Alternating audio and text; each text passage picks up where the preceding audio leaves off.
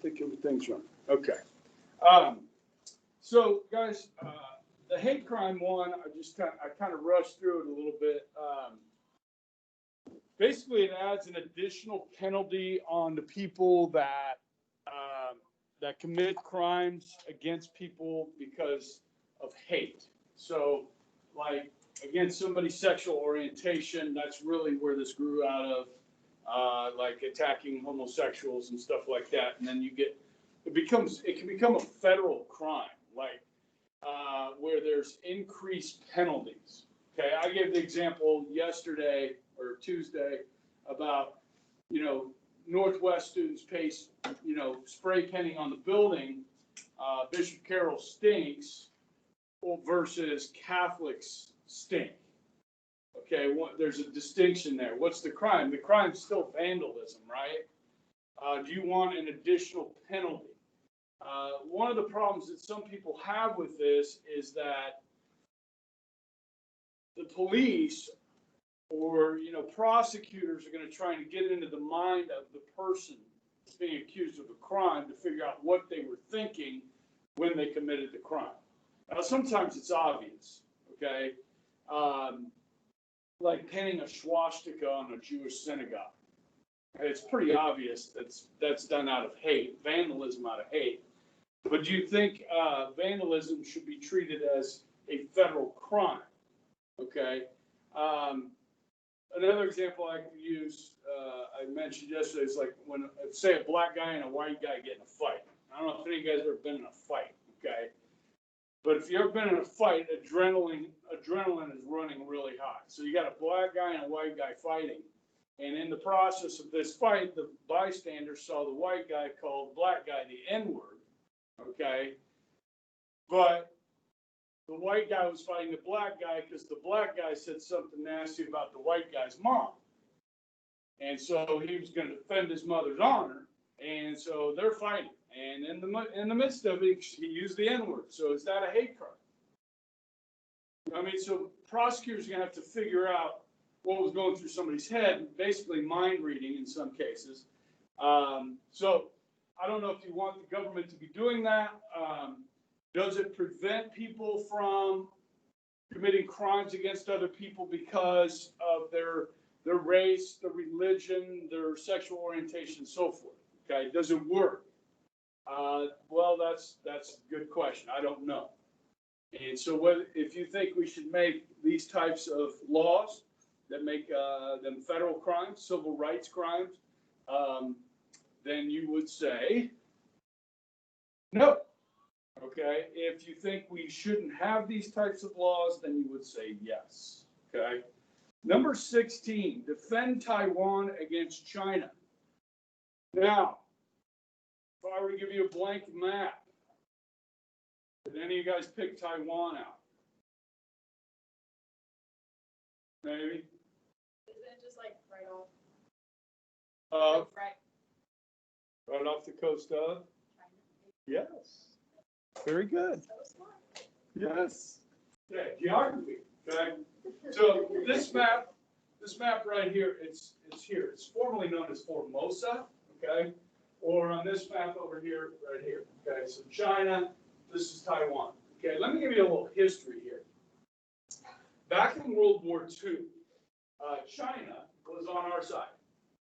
Okay. We were fighting with the Chinese because Japan had attacked China way back in 1931.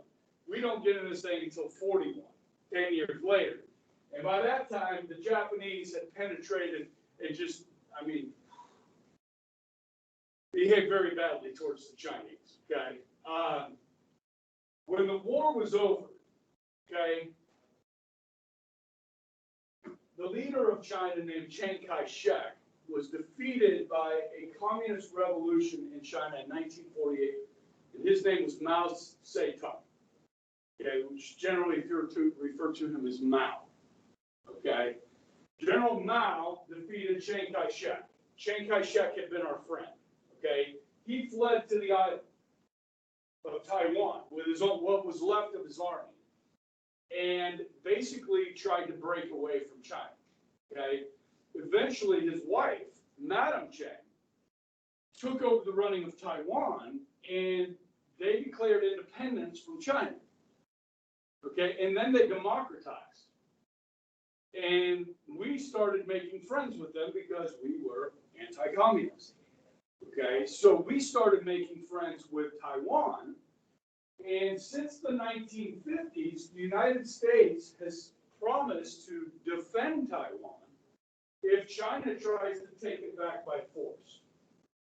Okay, this is something that our Congress has passed a resolution for every year since, I believe, 1954. Okay, in the 1990s, as China has grown stronger and stronger militarily, okay, they have really began to threaten Taiwan. Now, Taiwan has a strong military itself. They have great military technology because they buy it from us and we sell it to them. Okay, and so, guys, crossing this strait, this Taiwan Strait by the Chinese would be very difficult. You know what I mean? It's an amphibious invasion, and the Taiwanese would be able to put up a good fight. All right. Should we help? 2020, should we help Taiwan? Well, guys, back in the mid-90s, China was doing military exercises off the coast of Taiwan and lofting missiles into the sea next to Taiwan. President Bill Clinton sent the U.S. 7th Fleet with an aircraft carrier through the Strait of Taiwan between Taiwan and China. Okay? To say to the Chinese, not so fast. Okay? Now, you guys, we've been at war in Afghanistan for all these years. Do we want a war with China? Okay, if we do not help defend Taiwan, would China feel emboldened to take whatever they wanted in the region? Who's going to stop China on this planet? Is anybody in the world able to stop China besides the United States? There's really not. Okay, so it's either we do it, we stand up to them. Now, guys, this would not be fought on Chinese soil, most likely. It would be a naval battle. Okay, does China have the technology to sink our aircraft carriers? Okay, would we lose American sailors? Okay, it would be, they have a strong Air Force. Now, our Navy far exceeds the Chinese. Okay, but with the types of weapons that we have that are available, these ships are vulnerable. Okay, so Americans would no doubt die, and we would lose part of our Navy. Okay, for sure. Okay, but between Taiwan and the United States, we could make it very difficult for China to achieve their goals. Question is, what do you do? Okay, now Taiwan is pretty good about not flaunting their independence. They don't like to antagonize China. Why would you antagonize a nation that large and that powerful? They don't do that. Okay, they kind of keep things calm, but they're free people. You understand? They don't live under a dictatorship. They have free speech. They have freedom of religion. Okay, both countries share the same history. They speak the same language. Okay, so is this our role? Should we, if China tries to take Taiwan back by force, should we aid Taiwan? They're a friend and an ally. You know the history, you decide. Okay? Good? All right, next one. Against U.S. troops being used under UN command. Okay? I think you've all heard of the United Nations. Okay? I'm going to throw another one up here just so you know the difference. Okay, you'll learn this. You'll learn both of these hopefully in history class next semester. Okay? But the United Nations was created in 1945. NATO was created in 1948. Okay? This is both right after World War II.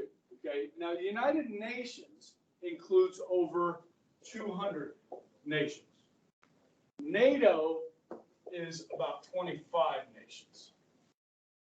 This is a military alliance, the North Atlantic Treaty Organization, that the United States is the backbone of. Britain, France, Spain, Belgium, okay, Canada, Greece, Germany. I mean, just most of Europe. And the whole reason for NATO was Russia or the Soviet Union. Okay, it was a military alliance against them. Follow me? This is like a world peace organization to try and keep the peace.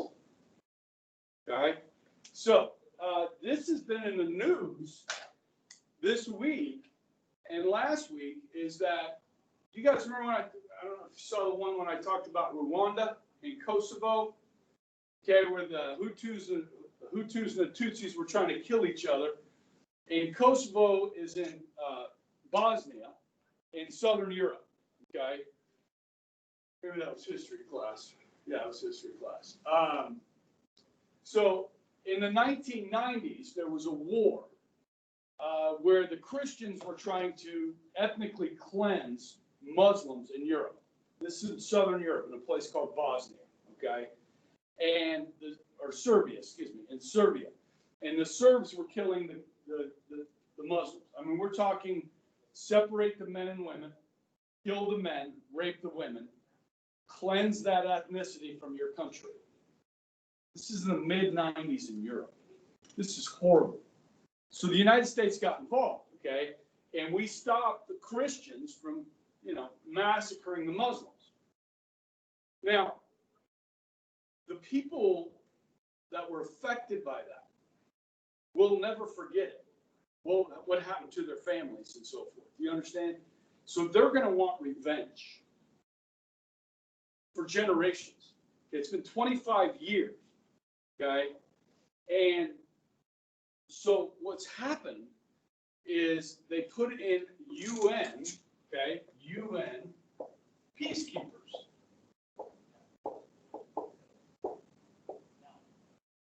Keepers, okay, peacekeepers, all right? And these people, they wear the light blue colored helmet, like your masks, okay?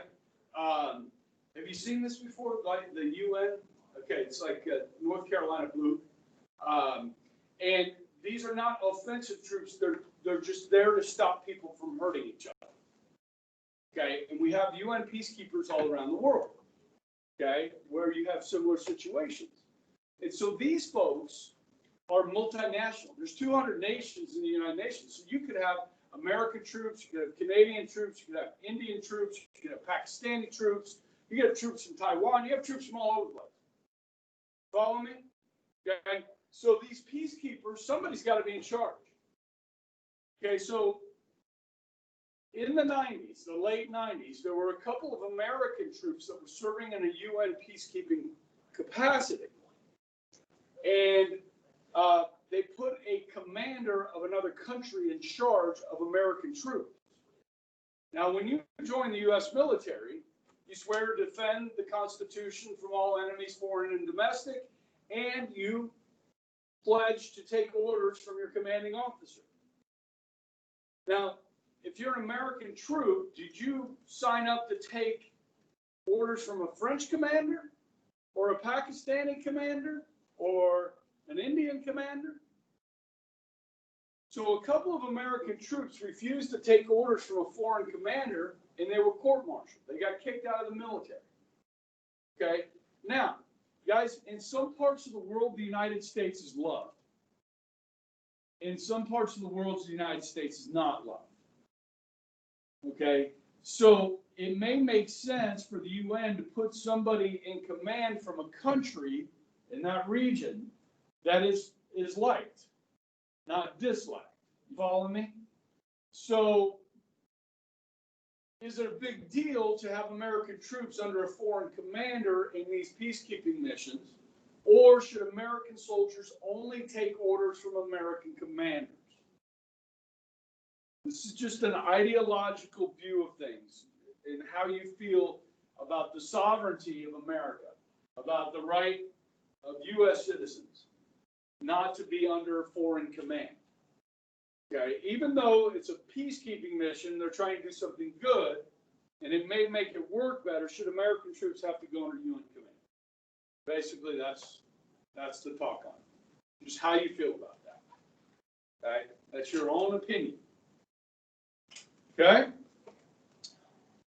All right, number 18, guys. This one is. Woo.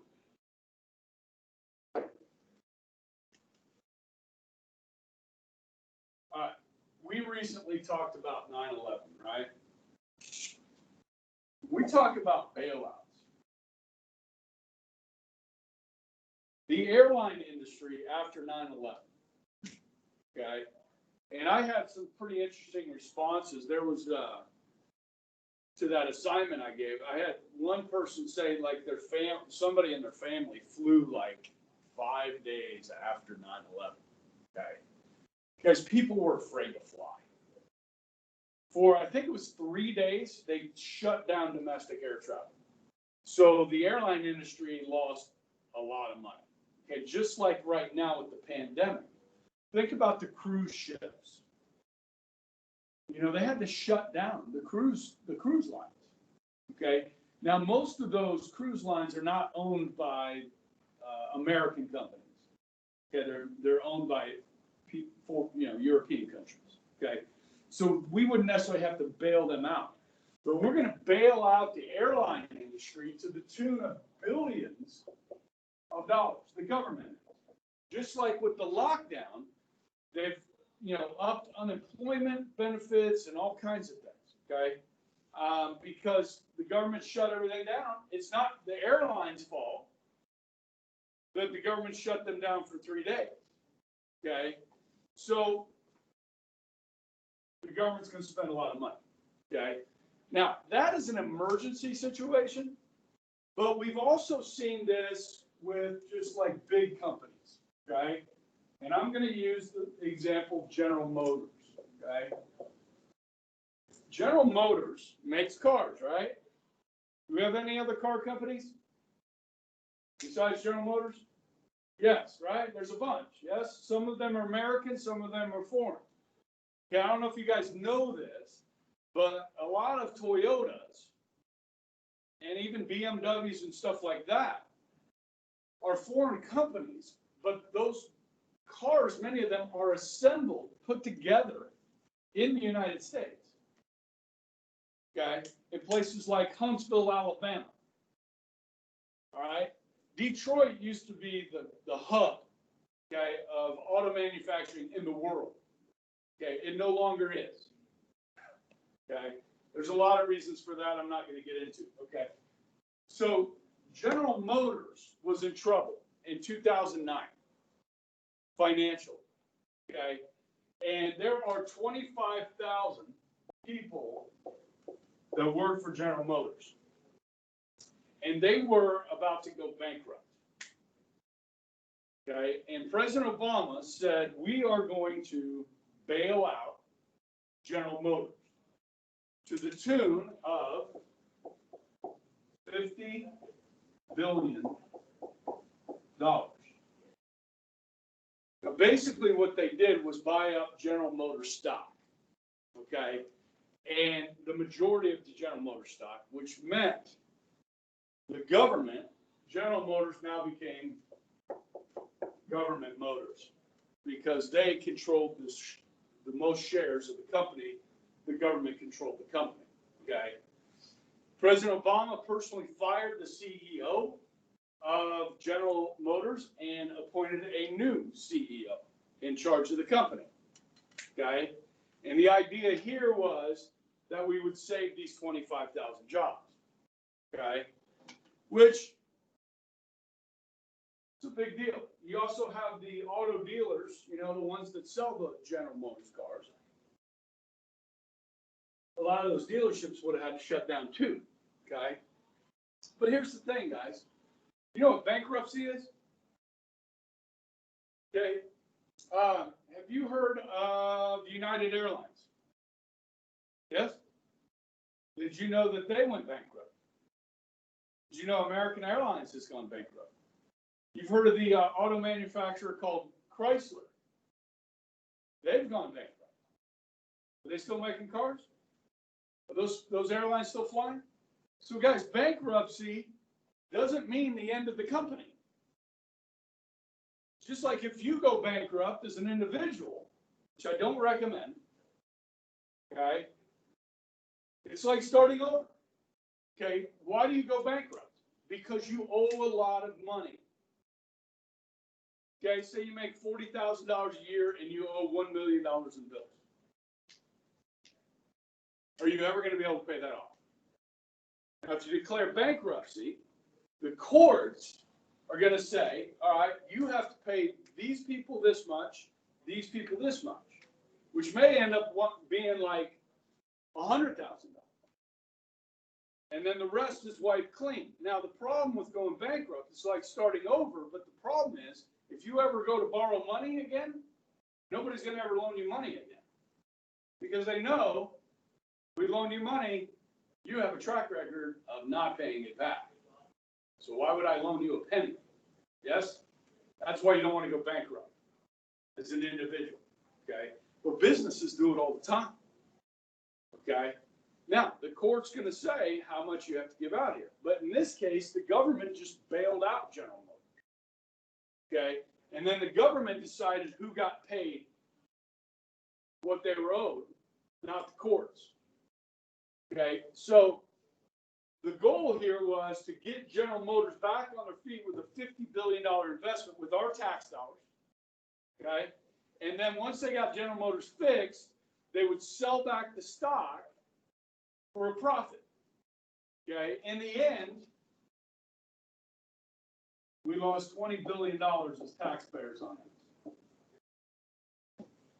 They sold the stock back for a $20 billion loss. Is this the role of government? Okay, there's another company called AIG, which is like a multinational company. In 2009, $85 billion bailed this company out. And then there were the banks.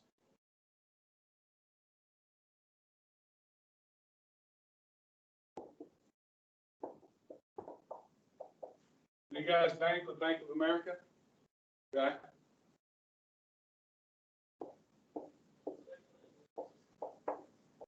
I don't know if you ever heard of Lehman Brothers. You've probably heard of this.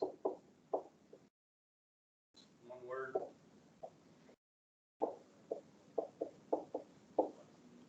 You ever hear of Goldman Sachs? These were the largest banks in the world. Okay. Now, guys, this is really complicated. Now, you were like 5 or 6 years old when this happened. 2008, 2009, okay? And this was the housing bubble. This was the financial meltdown, okay, that sent us into a recession. Have you heard of this? Okay. Now, these banks were in big trouble. This is as George W. Bush is leaving office and Obama's coming into office, okay? And so it wasn't really political like we are right now. It was like an emergency.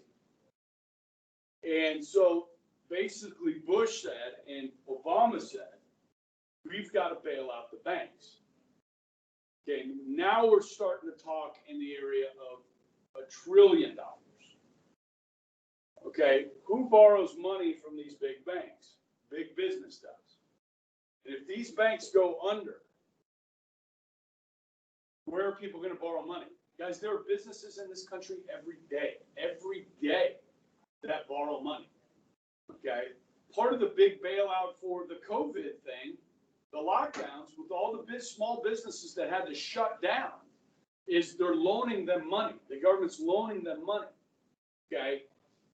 These banks are usually the tool that loans the money. They do it for the government, okay? It's pretty confusing stuff. Okay. Now, if you want, I'll explain to you how the housing bubble took place. You want to know? Okay. There's a movie. I don't know if you've ever seen it. It's called The Big Short. Did you see it in like Wager's class? He shows it in his class. Guys, yeah, it's actually pretty good. They don't tell the whole story, but they do a pretty good job with it in the movie. Okay, all right. What do you call a loan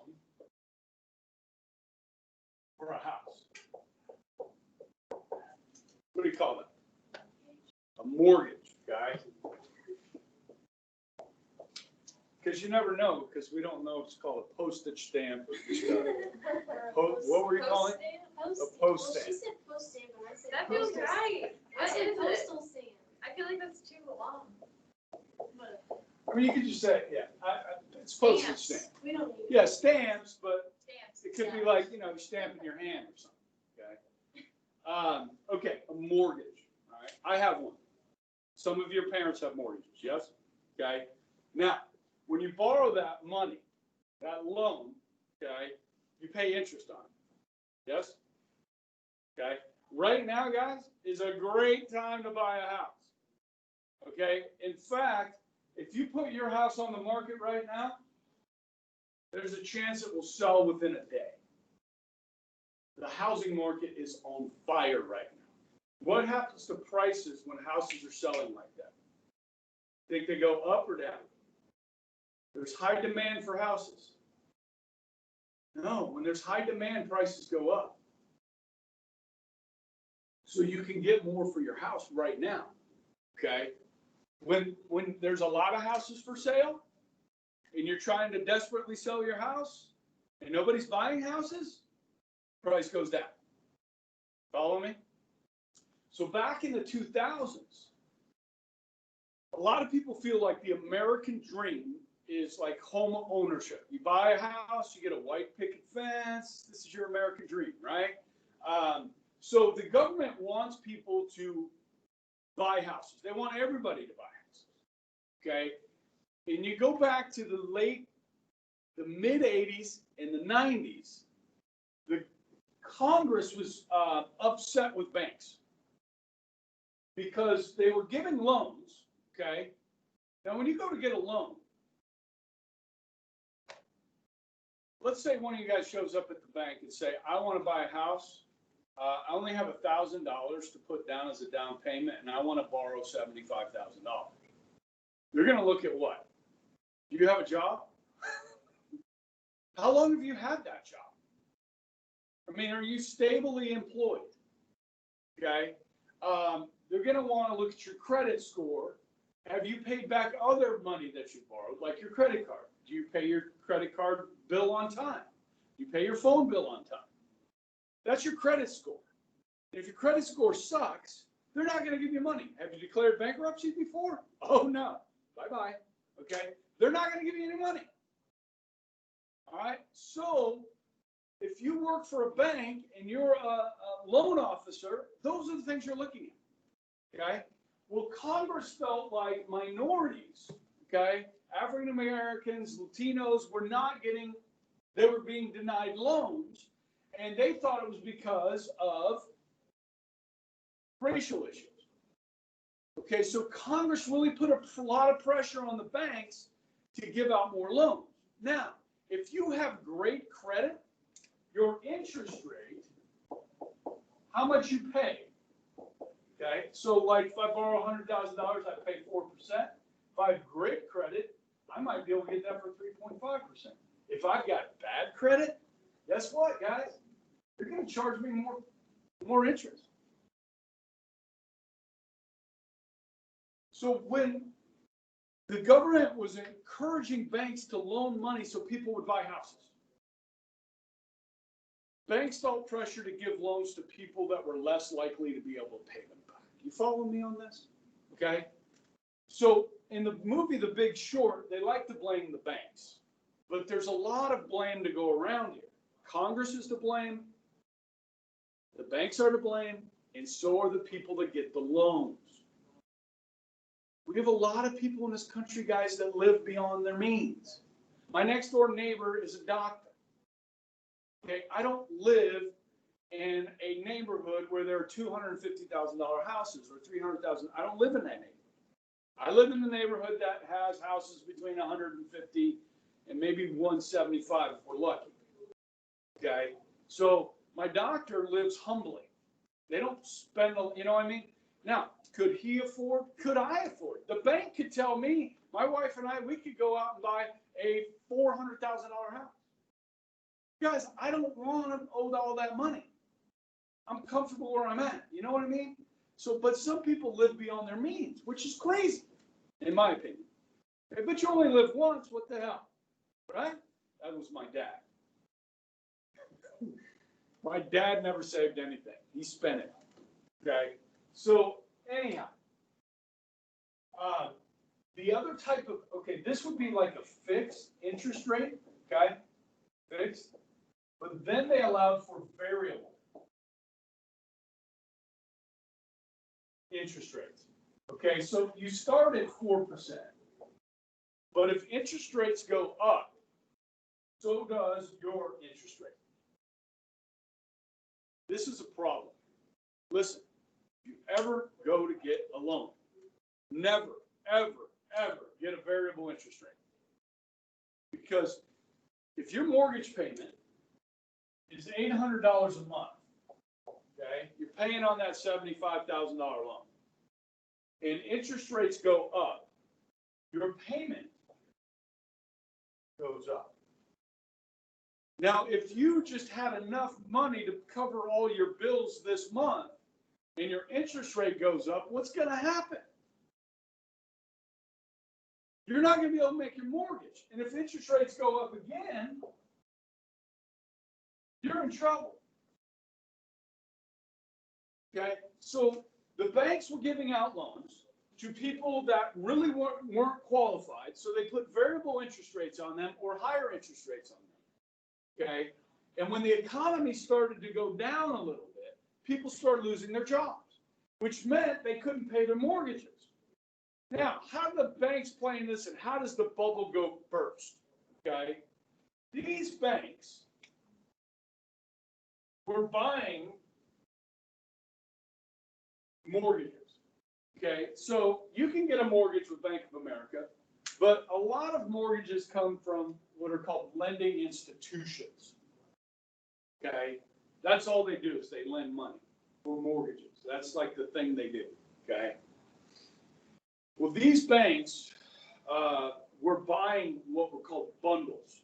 Okay, so like 1,000 mortgages, a company would sell that, and these banks would buy them. 1,000 mortgages. Okay, so inside those mortgages, my mortgage, your mortgage, all of our mortgages are in this bundle. Okay. Now, I'm paying my mortgage. I'm consistent. I have to keep my job. I'm getting paid. This is cash flow for the banks. All those mortgage payments come in from those 1,000 mortgages every month. They've got cash flow coming in. That's why they were buying. But within these 1,000 mortgages were some bad loans. There were a bunch of these in there as well. So if you have a third or 300 of these are bad loans, and then the economy starts to struggle, these people can't pay their mortgage. What happens? The banks are stuck with these houses. You have what are called foreclosures. You follow me? And all over the country in 2009 and 10, guys, people were foreclosed on their houses. They lost their homes. And the banks were stuck with all these bad loans and these houses. Because the bank owns the house now. Okay?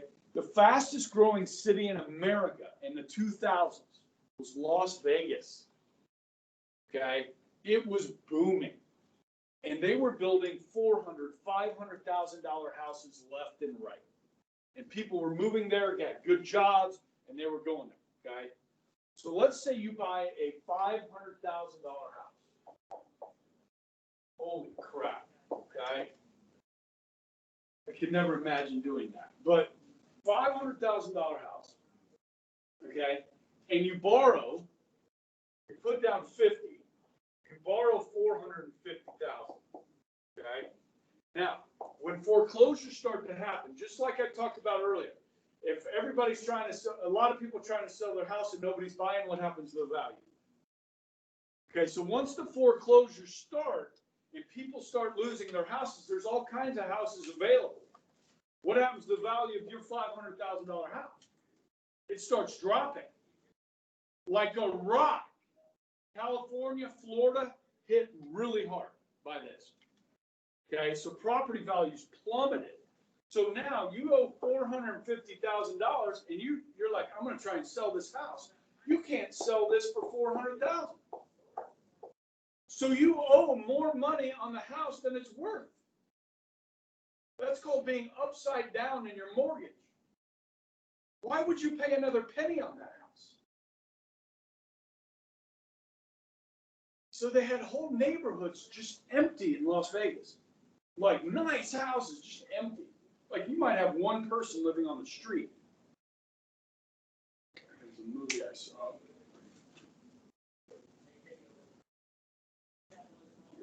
Anyhow, so these banks are in big trouble because they have a bunch of these mortgages, and they're saying these banks are going out of business. They're going under. So the government bailed them out for $1 trillion. Now, guess what? They didn't get bailed out. These two got bailed out. This bank went under.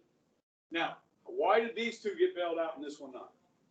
If you go back and look at the Obama administration and who worked in his administration, you will find at least a half a dozen people that used to work for Goldman Sachs.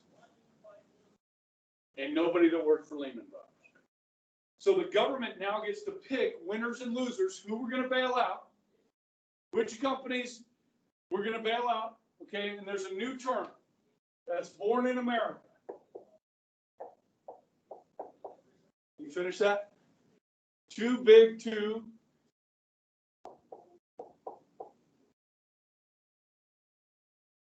fail. The government can't let you fail because you're too big of a company. So what does this tell CEOs in this country? It says, if you run a big corporation, you could run it into the ground, mismanagement, screw it all up. And the government, with our tax dollars, is going to bail you out. Okay? So some people have a problem with this, these bailouts. Okay? Now, I will tell you the truth. These banks did pay back that money. Okay? They did pay it back. With General Motors, we lost $20 billion. The government did. The taxpayer did. Okay? The banks, I don't know what would have happened if we didn't bail them out. I know what would have happened if we didn't bail them out. They would have gone through bankruptcy, and if they did go out of business, those 25,000 people would have lost their jobs. But guess what? The other auto manufacturer is going to have to fill the market with cars because there's going to be a demand for it, which means those companies are going to expand. So is it fair to Ford Motor Company that General Motors gets a bailout from the government? Ford didn't need a bailout. They didn't mismanage the company. What the hell are we doing here? I know it sucks that people are going to lose their jobs, but what message does this send? You know what I mean? Okay. So this is a tough one, and this was ended up being called TARP, was the name of this, and it like bailed out the big banks. Okay, but only the ones they wanted to. So I told you that's pretty complicated. Okay, so the housing bubble, a lot of blame to go around, not just the banks. You got to read the fine print. You don't want to do this. You want a fixed interest rate because you know how much you're going to owe each month on your mortgage. Okay, and I'll have mine paid off by the end of the year. Okay. Most mortgages are for 30 years. It's like it's a big commitment, right? If you got more enough money, you can, if interest rates come down, say interest rates are at 6% and they come down, you can refinance at a lower interest rate. Basically sell your loan to somebody else for a 4% interest rate, your payment's going to come down. Okay, if interest rate. So like right now, interest rates are like rock bottom. That's why you're not getting any money in your savings account. You're not making any money in your savings account. Pennies, right? Pennies. All right. Is this the role of government, or is this the real thing? I mean, is it you are too big to fail? We can't let that happen. This is the role of government. They got to step in. Okay. Obviously, with the lockdown, guys, with COVID, businesses weren't given a choice. So the government has to bail them. You know what I mean? They were not allowed to open their doors. Okay, and they're doing that right now in Sedgwick County with the bars. They're making them close at 11 o'clock. So last weekend, they said you got to close at 11, and a bunch of bars said, screw that. We're packed. We're staying open. We're making money. We got to pay our bills. And now, so Sedgwick County's coming down harder on that. Say you will be paying fines if you stay open past 11 o'clock. Because COVID only happens, after 11 o'clock. It doesn't happen before 11 o'clock. Well, the fact is, people get inebriated by 11 o'clock, and then they take off their masks in each other's faces, and they spread the COVID. I know. Hey, everybody's got their opinions on this, right? It started my curfew. When COVID came out after 11, my curfew was like. Yeah. COVID creeps out at 11 o'clock. Okay. Hey, we're doing good, guys. I mean, I know, right? We're doing good. I mean, do you guys know anybody's gotten it yet in our school? Sister Mary Dolores said that every day there's like a new person that's going. But, like, I have one in my second hour, right? She stayed home. She was sick, and she thought she had it. She got tested, came back negative. Okay, and then I have a kid in my house that has been gone after, I think, the second day because his dad had it. Okay, but he's not getting tested. He's just going to do the quarantine and then come back. So that's the only two I know about. Do you guys know anything? Any others? There's some in Sister Mary Dolores. Under TA. Okay. There was a kid in her class that was like, didn't come. She hasn't come to school yet. Okay. Well, I got one that's stuck in Mexico that hasn't come to school yet. I don't think she has COVID, but but still, I mean, for 1,000 people or 1,100 people, 1,200 people with teachers, I mean, so far so good, right? I mean, you guys know what happened to Andover Central, right? Last weekend.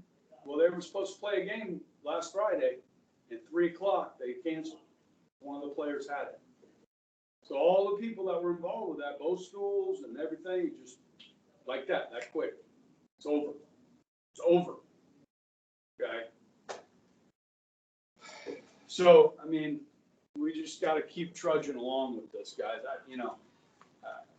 We had a good talk yesterday in Principals Council meeting about this and just where you guys are at. Where are you at? I mean, does this suck? I mean, Shuckman said somebody came to him and said, I feel like I'm in prison. Like I'm coming to prison every day. Is that how you feel? A little I bit. mean, it's a little bit, it's just new. Like, you can't talk to your friends in between classes anymore, so if you don't have a class with your friends. So the social aspect, Pretty much gone. Like, I don't even know what to do with myself. It doesn't feel like high school. Yeah, I It feel like feels I'm a like freshman again. So I'm like, I don't even know what to Not expect. even a freshman. I'm like never gonna I get don't used to even know schedule how to ever. describe it. yeah, and then the schedule itself and the workload. How's the workload? The I work's feel like I'm not doing way more. I feel like It's not bad right now. No, actually yesterday, the first online learning day was actually so hard for me. I was so stressed. Yeah, because they I didn't have everybody anything. assigned so Can't do a much. single thing. There's I some did teachers- yours. Can you figure it out how to do? Yeah, I did check in and like somebody's saying. I had a lot to do. There's I some just feel like I'm teachers- having more work now that there's online. My daughter's really stressed out. They're doing both. They're assigning in person and then they don't talk about all the stuff they're gonna assign you when you get home. Some of So them are you pretty have good that, at and it. then stuff It gets depends on assigned. the teacher. Because I guess some of the teachers are assigning stuff that's not under the assignments tab and like, Yeah. you're gonna check every single tab. Yeah. on Sister- campus, which sister- I get, you're supposed to do, but they're like putting zeros in if you don't check it. Yeah, Miss Ayers, it wasn't on my to-do list. Yes, I don't even know how to work Canvas completely still. She hid an assignment like in her modules to see if we would find it, and if you didn't find it, then you got a 0 out of 5. Yes. Yeah, some teachers are really I bad was at like, it, what and the if heck? you don't It's figure out how honestly, to do that it's stuff, based on the you get- teacher's community. So now I have a That's C a big minus part in of it. interior design, because she, Like with your interior. Students Like, are there. getting- my dad's like, what the hell? I'm like, I don't even know what to tell you, like, I said, there's no excuse I can give you, I just didn't Okay. find the assignment. But listen, you need to stand up for yourself. Listen, you should say something to her. Say, look, hey, I just want to let you know my dad's upset with me because I couldn't find your assignment. And I have to see mine. Start a I mean, riot. I've had her past years, like I've had her sophomore and junior year. And like everything was fine, but then she had to go leave and have her baby, so I had a sub. Oh, for most how of dare it. she. But like, Leave and go have her I'm baby. just saying, gosh. like, she didn't Yeah, have that's to. So to do such a thing. She's all, it was all recording. What's the